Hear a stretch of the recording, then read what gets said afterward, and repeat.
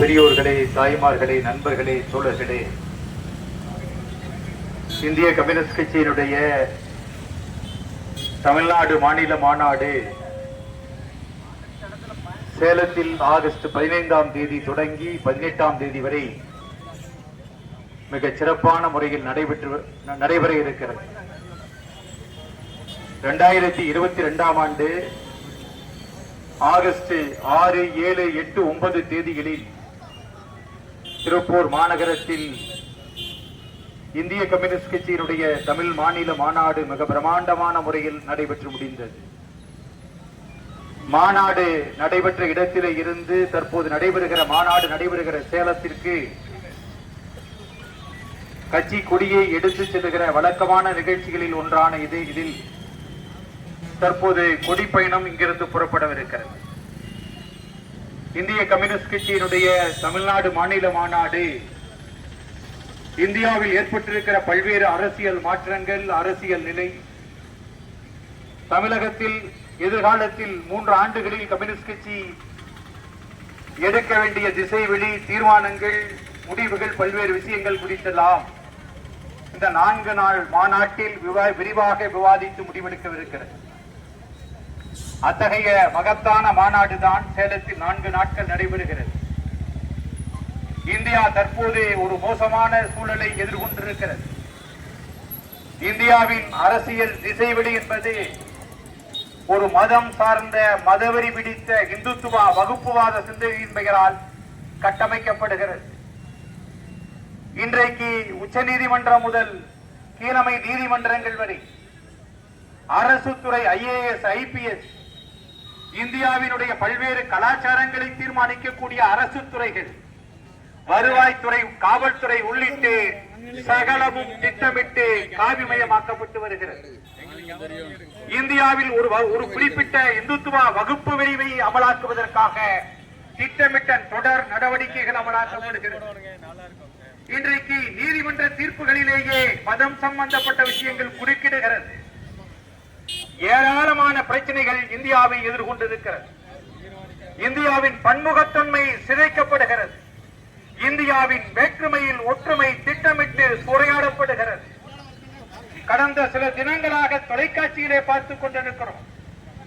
2014ஆம் ஆண்டு ஆட்சி அதிகாரத்திற்கு வந்த மோடி தலைமையிலான அரசு அடுத்தடுத்து வந்த 2 தேர்தல்களிலும் வெற்றி பெற்றிருக்கிறது. அறுதி பெரும்பான்மை இல்லாவிட்டாலும் கூட 2024ஆம் ஆண்டு நடைபெற்ற தேர்தலில் 240 இடங்களை பெற்று தனிப்பெரும் கட்சியாக உருவெடுத்திருக்கிறது. இன்றைக்கு கடந்த 10 தினங்களாக இந்தியா முழுவதையும் உலுக்கி வருகிற பிரதான செய்தி என்பது வாக்கு திருட்டு நடைபெற்றிருக்கிறது. உதாரணத்திற்கு பெங்களூரு மத்திய தொகுதியில் இருக்கக்கூடிய மகேதாபுரம், அந்த தொகுதியில் மட்டும் 1 லட்சத்திற்கு மேற்பட்ட வாக்குகள் போலியாக சேர்க்கப்பட்டு போலிங் தினத்தன்று இறுதியாக 5 to 6 மணிக்குள்ளாக ஒரு போலியான ஓட்டுப்பதிவை உருவாக்கி மிக குறைந்த வாக்குகளில் அந்த தொகுதியில் பிஜேபி வெற்றி பெற்றிருக்கிறது. பல்வேறு மாநிலங்களில் இன்றைக்கு வாக்கு திருட்டுகளில் ஈடுபடுகிறார்கள். லட்சக்கணக்கான வாக்காளர்களை போலியாக சேர்க்கிறார்கள். ஒரே ஒரு ரூம் இருக்கிற இடத்துல 80 பேர் இருக்காங்க, 80 வாக்காளர்கள் இருக்கிறார்கள். முகவரியே இல்லாத 80,000 வாக்காளர்கள் மகாதேவபுரம் தொகுதிகளை சேர்க்கப்பட்டிருக்கிறார்கள் என்கிற செய்திகள் எல்லாம் இன்றைக்கு வந்து கொண்டிருக்கிறது. ஒரு பக்கம் தன்னுடைய மதவெறி அஜெண்டாவை நிறைவேற்றுகிற மோடி அரசாங்கம், மறுபக்கம் தேர்தலிலே தில்லுமுள்ளு செய்து ஆட்சி அதிகாரத்தை தக்க வைத்துக் கொள்வதற்காக சகல வேலைகளையும் செய்து வருகிற செய்தி இப்போது அம்பலமாகி இருக்கிறது. குடியரசு துணைத் தலைவர் ஜெகதீப் தன்கர் திடீர்னு ஒரு நாள் ராஜினாமா பண்ணிட்டு வீட்டுக்கு போயிட்டார். 1 மாத காலமாக அவர் எங்க இருக்கிறார் என்று தெரியவில்லை.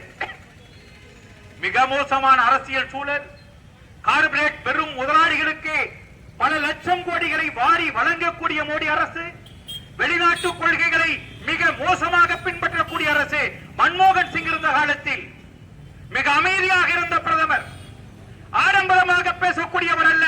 நம்ம ஓடி பார்க்கிற சுதந்திர தினம், வெள்ளிக்கிழமை சுதந்திர தினம் பாருங்க, டெல்லியில கொடியேற்றுவாரு, தலையில ஒரு உருமால கட்டு மாதிரி இருக்கிறது பறக்கும். 3 லட்சம் ரூபாய்க்கு 4 லட்சம் ரூபாய்க்கு டிரெஸ் போட்டு வந்து இந்தியாவையே நான் தான் மேம்படுத்தி இருக்கிறேன், உலகத்திலேயே வள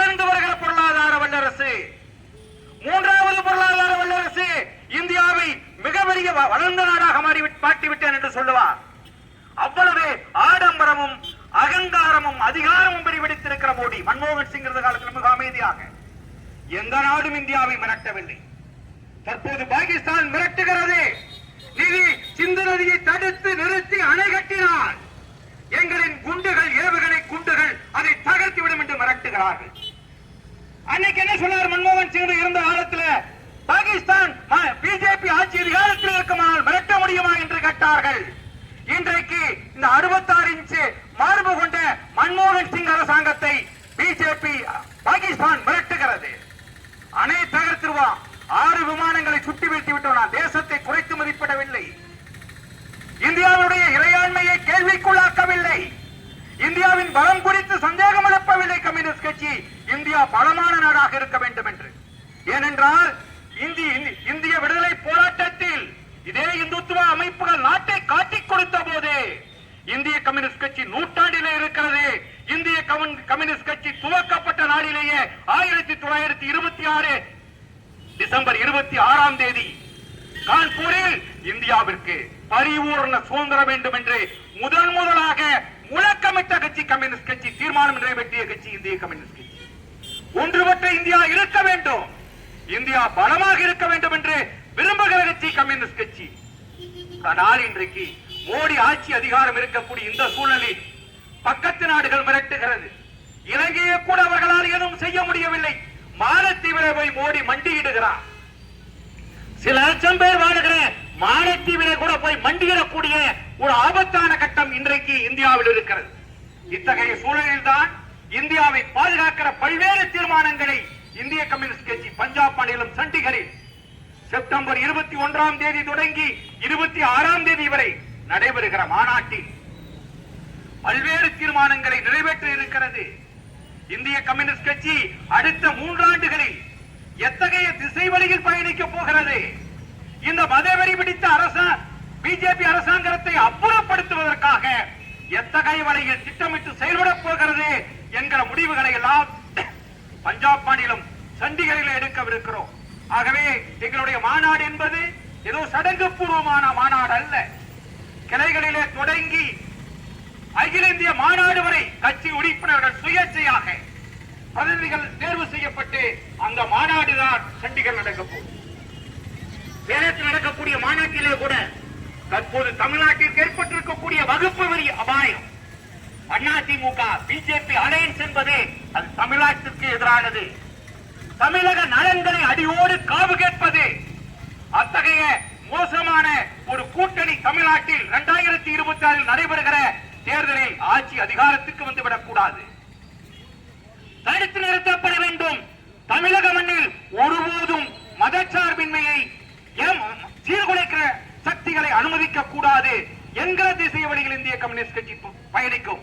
அதே நேரத்தில் நாங்கள் நேச கட்சியாக இருக்கிற கூட்டணியாக இருக்கிற திராவிட முன்னேற்ற கழகத்தின் தலைமையிலான தமிழக அரசு தவறு செய்தால் அதையும் இந்திய கம்யூனிஸ்ட் கட்சி வேடிக்கை பார்த்துக் கொண்டிருக்காது. திராவிட முன்னேற்ற கழக அரசு என்பது மக்கள் நலன் சார்ந்த அரசாங்கமாக இருக்கிற போது அதோடு சேர்ந்து பயணிப்போம். அதே நேரத்தில் திராவிட முன்னேற்ற கழகத்தின் தலைமையிலான அரசு என்பது அது மக்கள் விரோத அரசாங்கமாக இருக்குமானால் அந்த அரசாங்கத்திற்கும் எதிராக கடுமையாக போராட்டத்தை நடத்துவோம் என்கிற முடிவில் தான் சேலத்தில் நடைபெறுகிற மாநாடு நடைபெறுகிறது. ஆகவே தமிழகத்தை பொறுத்தவரை பிஜேபி அதிமுக கூட்டணி முறியடிக்கப்பட வேண்டும். தமிழகத்திலிருந்து ஒட்டுமொத்தமாக துளைத்தெறியப்பட வேண்டும். அதே நேரத்தில் திராவிட முன்னேற்ற கழகத்தின் தலைமையிலான அரசாங்கத்தை மக்களுக்கு எதிராக செயல்படுமானால் அதையும் தடுத்து நிறுத்துவோம். எங்களை பொறுத்தவரை தொழிலாளி வர்க்கம், விவசாயிகள், விவசாய தொழிலாளர்கள், சகல உயிரி மக்கள், அந்த மக்களின் உரிமைகளுக்காக போராடுகிற கட்சி கம்யூனிஸ்ட் கட்சி என்கிற அடிப்படையில் இந்திய கம்யூனிஸ்ட் கட்சியினுடைய மாநாட்டு கொடியை இங்கிருந்து சேலத்திற்கு எடுத்து செல்லவிருக்கிறோம். நாளைய தினம் இந்திய கம்யூனிஸ்ட் கட்சியினுடைய மதிப்புமிக்க தலைவர்களில் ஒருவனான சுதந்திர போராட்ட வீரர் தியாகச்செம்மல் தோழர் நல்லக்கல் அவர்கள் நாளை காலை 10 மணிக்கு சேலத்திலே மாநாட்டு திடலில் அந்த கொடியை ஏற்றி வைக்கிறார்கள். ஆகவே இந்த நிகழ்ச்சியில் பங்கெடுத்துக் கொண்ட அனைத்து தோழர்களுக்கும் இந்திய கம்யூனிஸ்ட் கட்சியினுடைய மாநில மாநாட்டிற்கு நிதியுதவி அழைத்து இந்திய கம்யூனிஸ்ட் கட்சிக்கு பேராதரவு வழங்குகிற மக்களுக்கும் நன்றி கூறி விடைபெறுகிறேன். நன்றி, வணக்கம். முன்னதாக ஏஐடிசி மாவட்ட பொதுச் செயலாளர் தோழர் பி ஆர் நடராஜ் அவர்கள் உரை நிகழ்த்துவார்.